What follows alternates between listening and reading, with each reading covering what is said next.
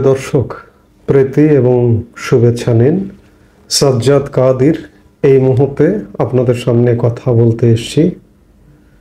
ইউনূসের বাংলাদেশ চুরি, ডাকাতি, খুন, ধর্ষণ, হত্যার স্বর্গরাজ্য হয়ে উঠেছে। এই প্রসঙ্গটি নিয়ে আপনাদের সামনে কথা বলবো। এটি আমার কথা নয়, এটি সারা বাংলাদেশের ভুক্তভোগী মানুষের কথা, গণমাধ্যমের কথা।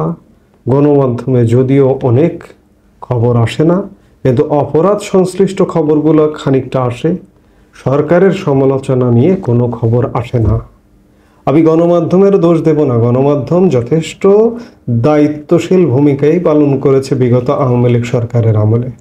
আওয়ামী লীগ সরকারের প্রচুর সমালোচনা করেছে, নেতিবাচক কর্ম নিয়ে যথেষ্ট সরব ছিল, কারণ তখন আওয়ামী লীগ সরকারের পক্ষ থেকে আজকে গণমাধ্যমের উপর যে নগ্ন হুমকি তেমনটা ছিল না।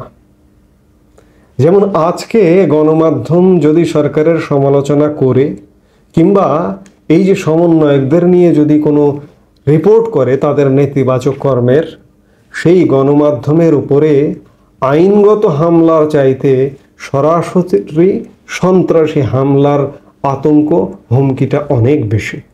আমরা ইতিমধ্যেই দেখেছি তার আলামত। এই যে 2024-এর 5 আগস্ট পরবর্তী সময় বাংলাদেশে কতগুলো গণমাধ্যম সরাসরি হামলা ভাঙচুরের শিকার হয়েছে, আপনারা দেশের মানুষ সেগুলো দেখেছেন।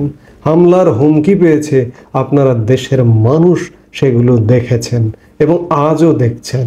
গণমাধ্যমকে প্রতিনিয়ত হুমকি দিয়ে বলা হচ্ছে গণভবনের পরিণতি হবে, সংসদ ভবনের পরিণতি হবে।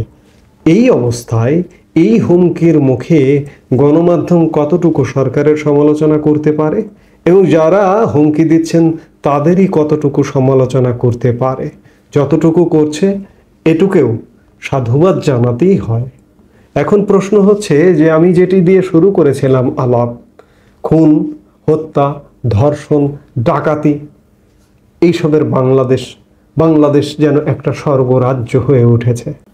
আমি দেশের সর্বাধিক পঠিত প্রথম আলো অনলাইনের শিরোনামগুলো যদি একটু আপনাদেরকে পড়ে শোনাই, তাহলে আপনারা বুঝতে পারেন যে পত্রিকা মানেই এখন হচ্ছে এই ধরনের সহিংসতা, মানুষকে অপমান করা, অবমাননা করা। আমি কয়েকটি শিরোনাম একটু বলতে চাই। সেটি হচ্ছে চট্টগ্রামে মাঝপথে 21-এর আবৃত্তি অনুষ্ঠান বন্ধ, শিল্পীকে হেনস্থার অভিযোগ।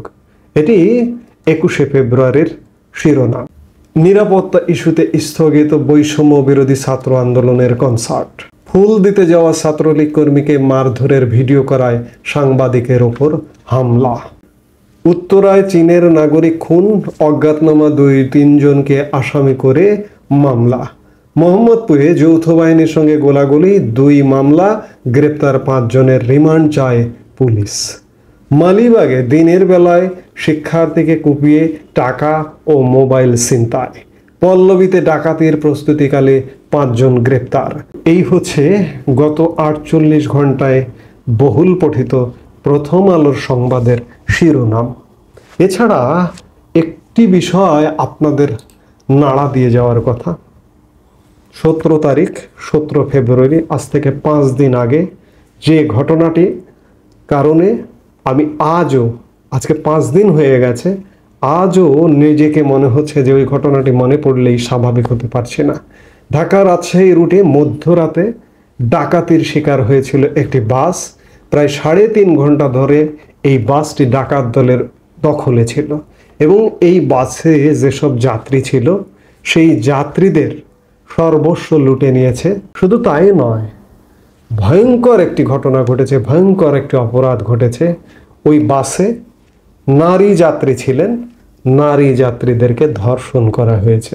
বলা হচ্ছে যে কমপক্ষে 2 জন নারী যাত্রীকে চলন্ত বাসেই ধর্ষণ করা হয়েছে। একবার চিন্তা করেছেন, একবার ভেবেছেন বাংলাদেশ আজকে কোন পর্যায়ে চলে গেছে, কোন পর্যায়ে নেমে গেছে? আমি আরও 2 মাস আগে এক ভিডিওতে বলেছিলাম এই মুহূর্তে বাংলাদেশের নাগরিকদের একটি উপায়, যে সাবধানতার সাথে পথ চলতে হবে। এই মুহূর্তে আপনাকে আইন শৃঙ্খলা বাহিনী সুরক্ষা দেবে না। আজকে 7 মাস বাংলাদেশ একটি ব্যর্থ রাষ্ট্রে পরিণত হয়েছে। রাতে জার্নি করা বরদাস্ত করতে হবে, বাদ দিতে হবে। দিনের বেলাও চলাফেরা করতে সাবধানে চলাফেরা করতে হবে। আমি 2 মাস আগের ভিডিওতে এমনটা বলেছিলাম। আজকে 2 মাস পর অপরাধ চিত্র নিয়ে আবারও বলতে বাধ্য হচ্ছি। আমি আবারও এসেছি যে ঢাকা রাজশাহী রুটে মধ্যরাতে যে বাসটি ডাকাতি হলো, 3.5 ঘন্টা ডাকাত দলের অধিকারে থাকলো এবং যাত্রীদের সর্বস্ব, মোবাইল, টাকা পয়সা, সোনা দানা গহনা যা কিছু ছিল লুটপাট করে নেওয়া হলো এবং নারী যাত্রী ধর্ষণের শিকার হলো। একবার চিন্তা করেছেন, আপনি যে নারী বোনটি, আপনি আমার কথা শুনছেন, বক্তব্য শুনছেন, একবার চিন্তা করুন তো, আপনি এরকম একটি বাসে, আপনি যাত্রী কোনো গন্তব্যের, আপনি ধর্ষণের শিকার হলেন, আপনার কেমন লাগবে?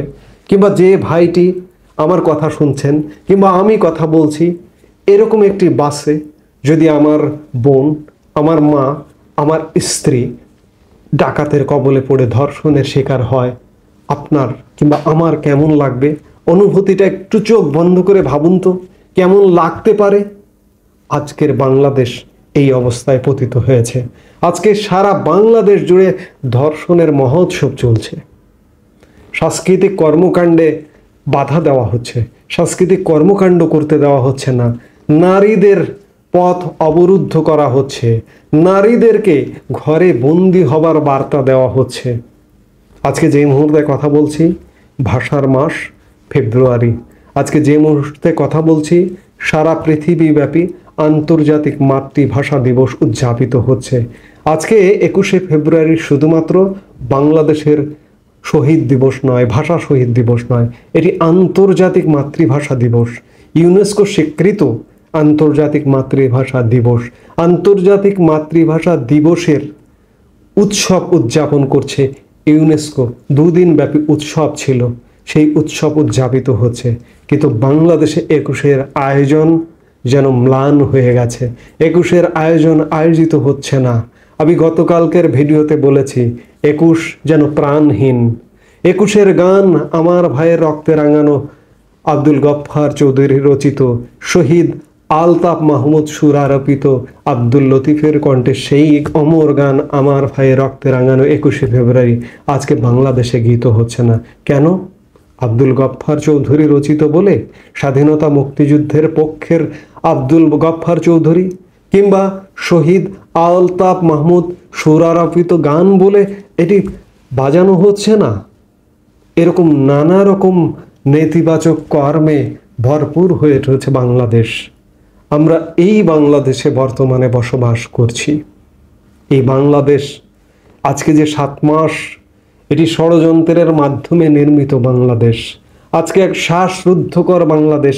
আজকে যেন সব কিছু দখল হয়ে গেছে। আমি আমার প্রতিটি কথাই বলি যে দখল হয়ে গেছে।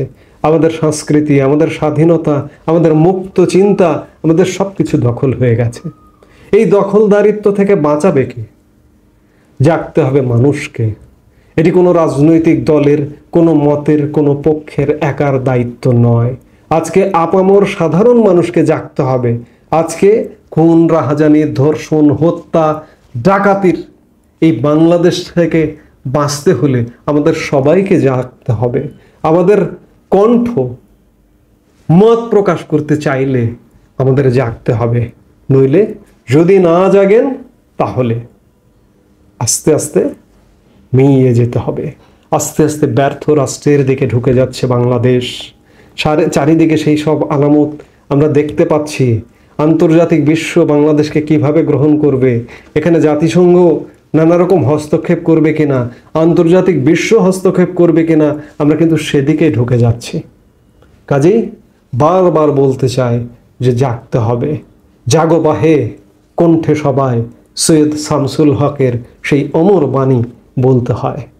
এই মুহূর্তে এ পর্যন্তই।